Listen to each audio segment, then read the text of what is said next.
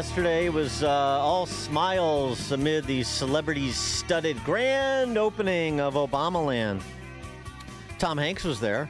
Your family for so long. Storytelling with you. Yeah, thank you. Thanks for that. Come on. Doris Kearns Goodwins is here. It's great to see you. What can I do for the 800 people Jacob watching Soboroff. MS now? We're live That's on pretty our funny. side. Add a zero to it if you need to. I would say millions now that you're on our air. All right. How'd you feel to be here today? That's a good little shot from Tom Hanks. I appreciate that. 800 people watching MS Now.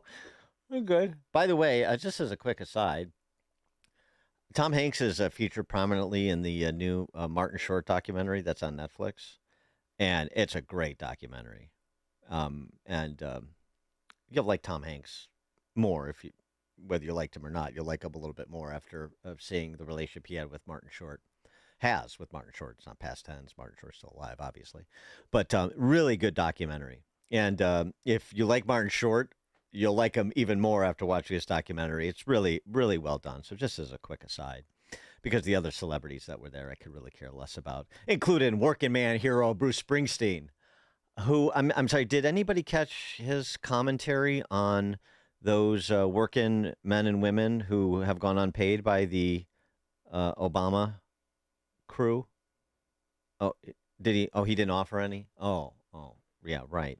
We talked about this a bit yesterday with Professor Richard Epstein, and some people are finally speaking out. Omar Sharif, the president of the African American Contractors Association, talked about him earlier in the week, publicly saying, look, we've got MBEs, minority business enterprises, black contractors, who are in financial difficulty because they haven't been paid for work performed. Another person speaking out is Mike Owens, who's the president of Adamson Plumbing, and he said his firm is nearly $4 million in the red, thanks to, unnecessary rework delays, more than 100 change order requests. So his company absorbed millions of dollars in additional costs, and they have not been properly compensated. And as we talked about with Professor Epstein yesterday, because this is a government project, just putting a lien on the property doesn't work the same way it does with a private development. And so you're talking about businesses that could go under because they made the mistake of getting involved with Obamaland. For more on the topic, the details here, Michael Owen, the president at Adamson Plumbing Contractors, joins us now. Michael, thanks for being with us. Appreciate it. Thank you. And I don't know if you want to get the land acknowledgement out of the way before we start. But, stolen land? Yeah. Yeah, I have to tell you just real quick, because I've had people ask, even at my friendly Starbucks here in Barrington, I am an American of Mexican descent. Oh, I'm not African American.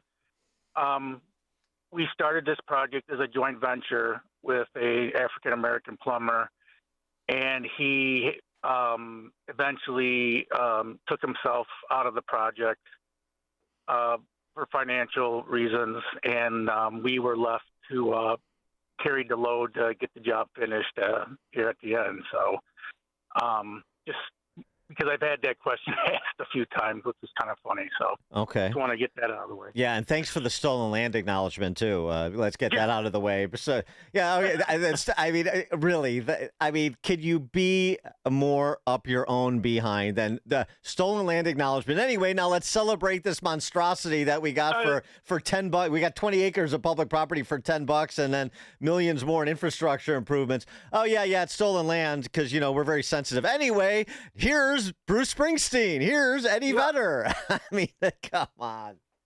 How about the clear cut of those beautiful trees that had been there for hundreds of years? I mean, it's just had to wipe out. The self-regard is just otherworldly. No, I hear you. Well, one of the things I think people ask questions like, okay, so this project is beset by incompetence. You reference it, and you can speak to that. That's part of it. Yeah. And then you also all these change orders, and you're not getting paid. How do you let yourself get in on this deal, $4 million before you pull out for financial reasons. Yeah, and I understand those questions. And what I try to explain is that I was in a situation where my wife and kids needed dad home, and I have 3 teenage daughters, and I had an opportunity to join Adamson as a junior partner in June of 2023.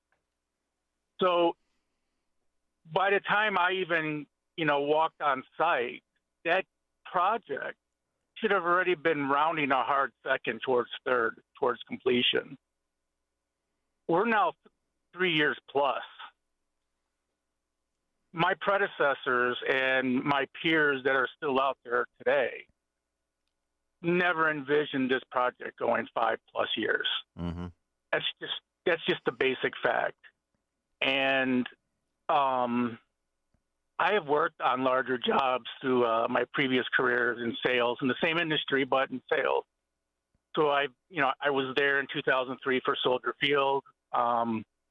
Working for Sloan, I did a lot of help at Wrigley Field renovation. So I've seen large jobs. This was a totally different animal to me. I've told some, I said it was like when you walked inside the building and you felt like you were at a rock concert with the amount of people walking around. It was just the sheer volume on numbers. The first thing that hits you as a business owner is who is paying for all this labor. Mm-hmm. And you talk to some of your peers and they're like, we don't even know who half these people are. And then here come the interns with an army of iPads photographing everything. And then you have the ownership consortium out of the East Coast that really, in my opinion, caused the majority of issues out there.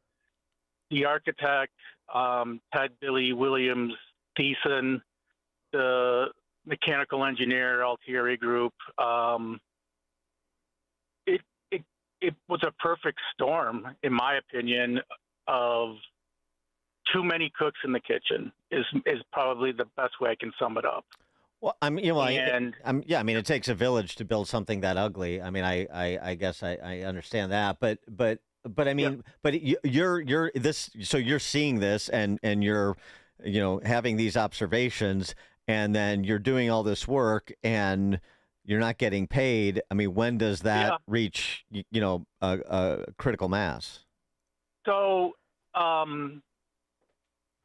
the P&L on that is for the totality of the job. So I was just looking the other day. I think our first pay application went in February of 22, which means that we were on site in 2021.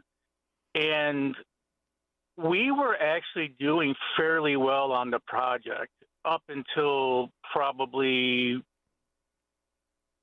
fourth quarter of 2024. And we ran into a perfect storm of issues. We ran into issues with the mechanical engineer, and this is my opinion, and he ignored the City of Chicago plumbing code. He ignored us being the experts on the project, and went to ownership, and they basically forced us to do some redo work, which cost the company nearly $900,000. And it was at that point that I made my voice, was very vocal towards Turner Construction and the Lakeside Alliance. I said, we're already in the red, and this stunt that was just pulled just made it that much worse. And I said, I'm not going to let this go. And that's just the redo work. It doesn't account for all the other shenanigans going on.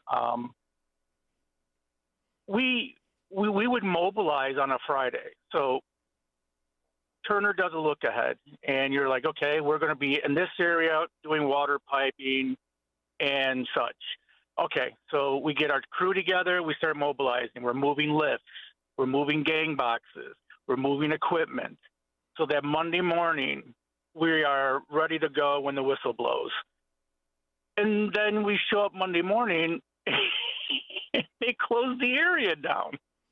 Well, and you just look at each other like, what is going on here? Well, everybody was looking And who left looking to find who left the noose on the site, I'm sure. But I mean, but what is the GC saying to you and other contractors, other subs, about being paid for the work that you're doing? What's going we're on all there? stonewalled.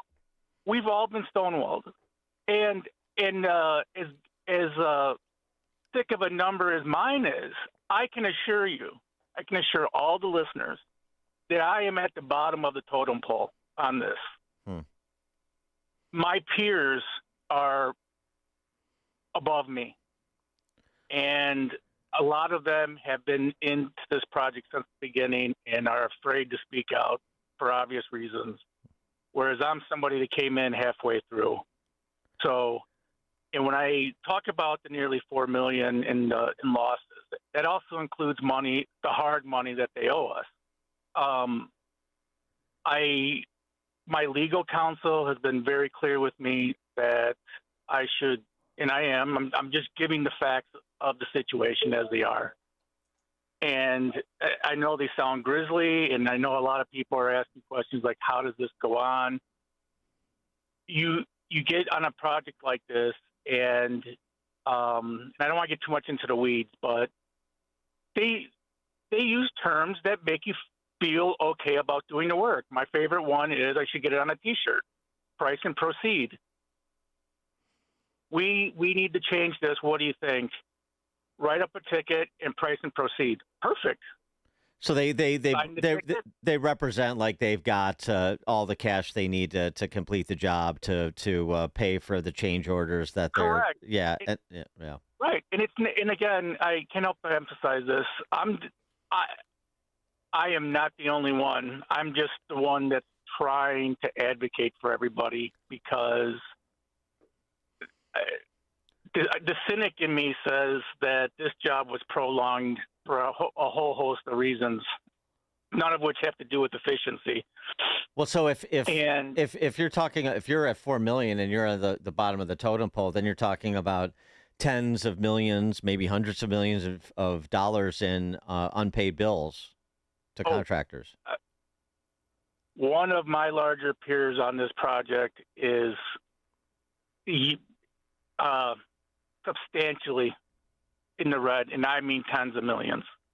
So what happens to the? I mean, are there businesses that have failed or are on the? I mean, there's obviously businesses that have to be on the cusp of bankruptcy, but yeah, it's my understanding through conversations with some of my peers and through legal that there already have been 2 Black-owned businesses that have filed for bankruptcy, and there's going to probably be more. And so what are you and some of your peers doing to try to get at least some compensation or get some sort of payment schedule?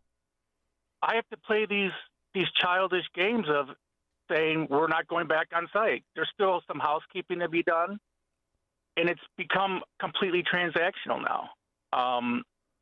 Even through all this, Lakeside came to us 2 weeks ago and asked us for 2 journeymen so they could do some housekeeping before the opening.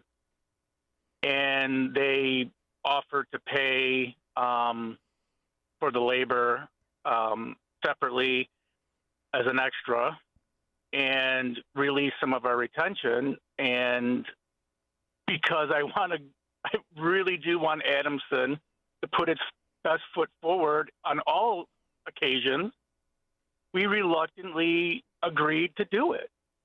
And that was 2 weeks ago, and here we are. We were supposed to receive our payment this week, and we haven't received it. And it's just become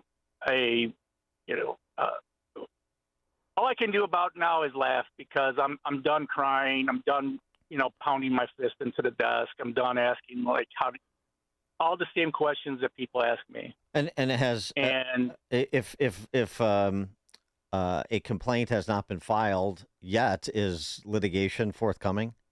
Oh yeah, it's forthcoming. Yeah, we have rights for our contract, and my legal team, thankfully, are people from the industry who have done this for decades, and We're just getting our ducks in a row, but I have no other choice. So we should expect to hear that a bunch, Adamson and a bunch of other subs are going to be suing the principals on this project in the not too distant future. So. I know it's not just me. Yeah. Okay. And at this point, you try to find ways to move on. Our company is a contracting firm. We've built. It's not like we just stumbled upon this project and forgot how to do plumbing. I mean, we've, the Zachary Hotel, Walter Payton Prep, the Legacy Tower, Millennium Park. Well, yeah, I mean, right. I mean, nobody is. I mean, the interesting thing is you're not getting much of a response from Obama world, but nobody is alleging that the people that haven't been paid didn't do the work or didn't do quality work. They're just not saying anything. So, that's. And we're a local 130 union company. Yeah. We are. Our union worker, the plumbers that come out of local 130's hall, are some of the best plumbers in the world. Mike Owen, and I hear you. We're up against the clock. We're gonna have to let you go, but I do appreciate it. Good luck to you, Michael Owen, President, Adamson Plumbing Contractors. Thank you. Yes, Thank you, you joined us in the alphawealthgroup.com answer line, and we wish them and all his employees luck on this dealing with the Obamas. It's now 8:00 on AM 560 WIND. They are finished. I'm Dave Anthony, Fox News. President Trump just posted that on Truth Social.